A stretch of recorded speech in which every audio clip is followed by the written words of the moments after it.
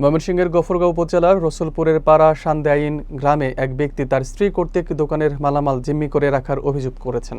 বিস্তারিত থাকছে দিন মোহাম্মদের প্রতিবেদনে। ভুক্তভোগী মোহাম্মদ মুফাজ্জল স্থানীয় একটি টেলিভিশন চ্যানেল A1-কে দেওয়া সাক্ষাৎকারে অভিযোগ করেন, আমার স্ত্রী নাসিমা আমাকে কিছু না জানিয়ে বাড়ি থেকে গাড়ি দিয়ে দোকানের সমস্ত মালামাল সরিয়ে নিয়ে যায়।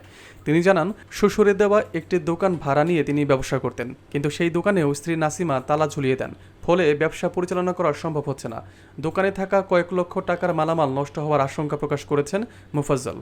তার দাবি, নাসিমার নামে ব্যবসা হলেও মালিকানা মালামাল আমারই। আমি এই ঘটনার তীব্র নিন্দা জানাচ্ছি এবং দ্রুত মালামাল ফেরত দেওয়ার দাবি জানাচ্ছি।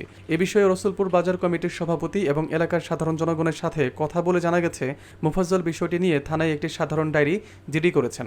ঘটনা প্রকৃত সত্য উদ্ঘাটন ও আইনগত সমাধানের জন্য স্থানীয় প্রশাসনের হস্তক্ষেপ কামনা করেছেন এলাকাবাসী। মাসাকে সমাধান হয়ে গেছে, বাজারের সভাপতি এরা সমাধান করে দিয়েছে। আমি এই জুন পর্যন্ত থাকবো। আমি আরো 2,000 টাকা পাবো। যে ভাড়া দিছি আমি বছরে 16,000 টাকা ভাড়া, আমি 10,000 টাকা দিছি। আমি 6 মাস থেকে চলে দেবো। 6 মাস থেকে চলে গেলেও আরো 2,000 টাকা পাই তার কাছে। ওনার মেয়ে, ওনার নাতি, তারপর ওনার এলাকার আর ওনাও আইসে সেটা বলছে যে এই মাল সামানা যে আমি আপনার মেয়ে যে ইয়া হয়েছি, আপনি মেয়ের বিয়ে দিয়েছেন, যে না আমি বিয়ে দিয়েও না, আমি কোনো কিছু দিছিও না। যে হ্যাঁ, যে ওই ছেলের বাড়ির থেকে জিনিসপত্র আনলো, সেটা কাঠটা আনছে, আমি তো জানি। আচ্ছা, বাসা থেকে কি কি জিনিসপত্র আছে আপনার? সবকিছু লেগে গেছে। ও আচ্ছা, উনি তো আর কোনো টর্চার করছে না, সে স্বেচ্ছায় চলে গেছে? চলে গেছে। মানে লিখিতভাবে সাজদোষ হয়েছে? না, লিখিত ভাবে না, তো স্বেচ্ছায় চলে গেছে? চলে গেছে।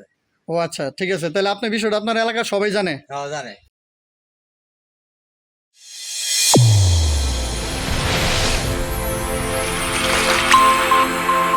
চ্যানেল A1 হৃদয়ের স্পন্দন।